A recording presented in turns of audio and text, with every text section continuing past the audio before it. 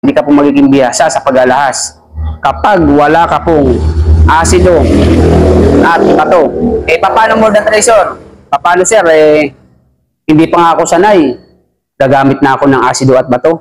Niulitin ko po sa iyo hindi ka po magiging bihasa sa iyong pag-aalahas habang umuusad ang panahon kapag wala ka po nito. Kapag ang dala mo lang po ay suka, asin, bitchin, magnet, muriatic acid, amino acid, toothpaste, ano po? Lamang ang may alam.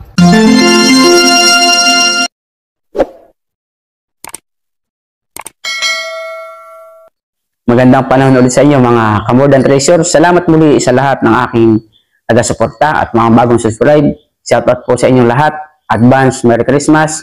Kumusta po kayo? Nawa ay nasa mabuti kayong kalagayan at ligtas tayong makakalipas, makakaraos ng Pasko at bagong taon. Masagana natin masaya, malakas, malusog, ligtas na haharapin, sasalubungin ang bagong taon. Merry Christmas po.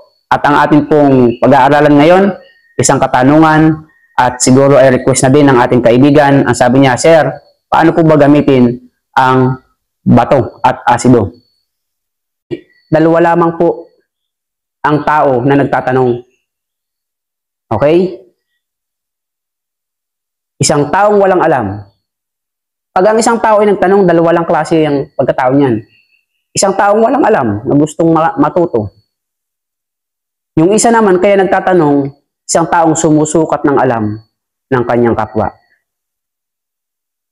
At ang isang tao kapag yan ay sumusukat ng alam ng kapwa niya, halata mo po yan. Masarap mong sagutin yung taong alam mo talagang wala ang alam na nagtatanong kaysa po sa nag-aalam-alaman. Makikita mo naman sa gawa yan kung talagang marunong siya or hindi. Kaya sa ating pong video ay sagutin na po natin yung tanong ng ating kaibigan. Paano daw ba gamitin ang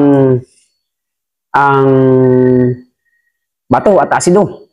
So napakasimple lang, kaibigan. Para malaman mo, ikuskus mo dito. Yan. O halimbawa, sing-sing. Okay, ito. Halimbawa, sing-sing. Panunuorin niyo po ang lahat ng video patungkol sa alahas kung gusto nyo matuto. Okay? Asido. Number 1, buhusan mo ang sing-sing mo. Pak. Buhusan mo ang sing-sing mo. Pag nagkulay berde, wag mo nang batuhin. Wag mo nang kuskus sa bato. Pag nagkulay berde, berdeng-berde po berdeng-berde. As in green. Yan po ay tanso. Kasi may mga gintong kumukulo din pero hindi kulay berde. Pag nakakuha ko ng ganong ginto, siya ako ibablog. Ang number 1 tuturo ko sa inyo, kailangan kulay green. Ito po, tignan mo, kulay green. Yan. Yan, kailangan ganyan po ang patak ng kulay ng tanso. Okay, huwag mo nang batuhin, huwag mo na ikusus sa bato pag ganyan. Matic fake. Paano? Kung pagbuhos mo, dilaw nga, ay hindi naman nagreaksyon. Doon ko gagamit ng bato. Bakit? Pag kinuskus mo dito, kung dilaw ang singsing niya, dapat dilaw din. Pag binuhusan mo ng asido, pag hindi nabura, yun ang ginto.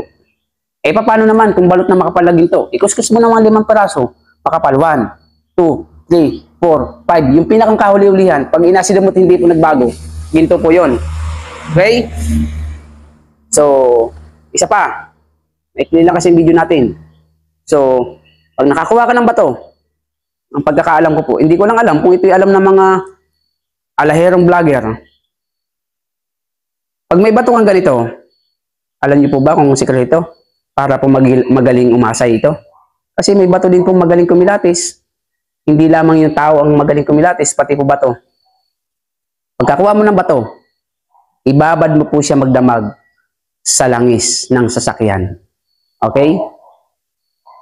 Or anumang klaseng langis. Basta ibababad mo po siya sa langis, magdamag. Pagkatapos ng magdamag, punasan mo na po siya, patuyuin mo. Doon mo po siya gamitin sa pangkilatis ng ginto. Kakaiba, di po ba? Kakaiba, pero yan po talaga ang sekreto ng mga alahero. Pag po kayong kukuha ng ganitong bato ang kukunin mo pong bato, yung bato pong itim na itim at makinis. Kasi nalaglag po yung bag ko, nalaglag yung aking mga pangkilatis ng bato. Ito yung kinuha ko lamang sa tabi ng kalsada. Opo. Kasi hindi talaga pwedeng walang bato. Ngunit nagagamit ko po ito. Ngunit sa mga beginner, pag po kayong gagamit nito, mapipeke kayo. Pag bihasa ka na, pwede ka na pong gumamit ng ganitong kulay. Kapag ikaw po ay nagsisimula pa lang, itong bato ang kunin mo. Ibabad mo magdamag sa langis. Punasan mo. Doon po siya gamitan ng asido. At sisiguraduhin ko po sa inyo mga kaibigan, ay magiging perfect po ang iyong pangkilatis ng ginto. Ang pagkakaalam ko po, hindi ko lang sigurado, may mga nadidinig lang ako. May na-order daw pong asido at bato sa Lazada. Okay? Hindi ko po sigurado, ngunit mag-search po kayo kung meron nga. Kasi ako talaga, hindi po ako model sa ganyan. Pag kayo naka-order, ang order niyo pong asido ay nitric acid. Nitric acid, huwag po kung anong-anong acid. Hyaluronic acid, amino acid, ano po. Huwag po, basta nitric acid. Ngayon, pagdating sa iyo ng Lazada, paano mo malalaman kung ito ay nitric acid? Sige nga. Number 1, pag binuksan mo, umuusok yan. Kasi po yan ay matapang. At higit sa lahat, kasi yung asido ko po medyo matabang na. Durum naman, 3 years na, hindi napapalitan. Kaya by January, pangako ko sa lahat ng humingi. January, lahat kayo bibigyan ko. Basta mag-comment lang kayo dyan. Kung hindi man kaya kayong bigyan, dahil po, halimbawa ako ay medyo sakto lang ang budget ko, pauuyanan ko lang po sa inyo kung magkano ang shipping at ginastos ko dito. Mura lang po yan. Huwag kayong mag-alala. Kaya nyo po yan. Pero malaki po ang balik sa inyo yan. Sisiguraduhin ko sa inyo. At para masigurado mo kung siya talaga ay nitric acid, kumuha ka po ng tanso. Halimbawa, meron kang pera na kulay dilaw tanso o singsing na tanso o anumang tanso, ibuhos mo po ang iyong asido. Wag niyo pong patatamaan ng kamay nyo ha. Dahil sunog po yan, mangitim. Pag binuhos mo sa iyong singsing at yan ay nagkulay berde, iyan po ay nitric acid. Original po yan. Number 1 na po yan. Ang kamay niyo po, wag niyo pong patatamaan ng asido. Nung ako po 5 taon pa lang sa pamimili, ang aking kamay puro itim po yan, bawat dulo.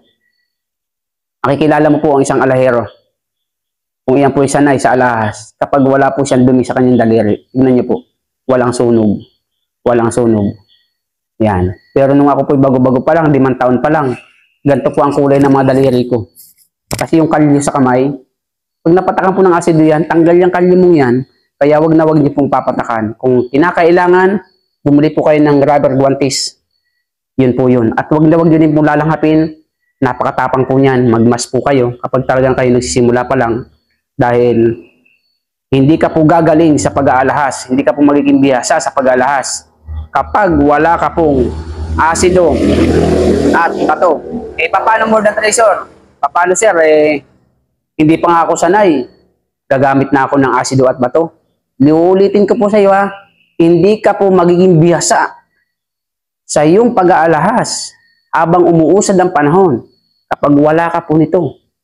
Kapag ang dala mo lang po ay suka, asin, bitchin, magnet, muriatic acid, amino acid, toothpaste, ano po, tatanda ka na lang, hindi ka po magiging bihasa. Pero pag itong hinawakan mo, kapatid,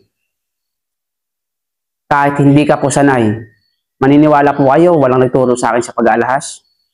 Minsan ko na po sa inyo kikwento kung bakit ako natuto ng pag-aalahas. Kumuha lang po ako ng ganito, hindi ako marunong. Nung umabot po ako ng 10 years ko, hindi naman po sa nagmamagaling ako. Pero, kung gusto niyo po, pwede rin po nating subukan kung talagang hanggang saan ang ating kakayahan. Basta usapang alahas, diyan na po tayo medyo nagkakaedad sa pag-aalahas. At sisiguraduhin ko po sa inyo kapatid, pag nakakuha ka ng asido at bato, makabibihasa mo at magiging magaling ka po sa pag-aalahas. Ngayon, paano kumuha ng asido? Diyan ko po kayo matutulungan. See you on my next video. 100% pangako ko, magkaka-asido po kayo. Palagpasin lang natin ang bagong taon. Salamat po. God bless. Lamang ang may alam.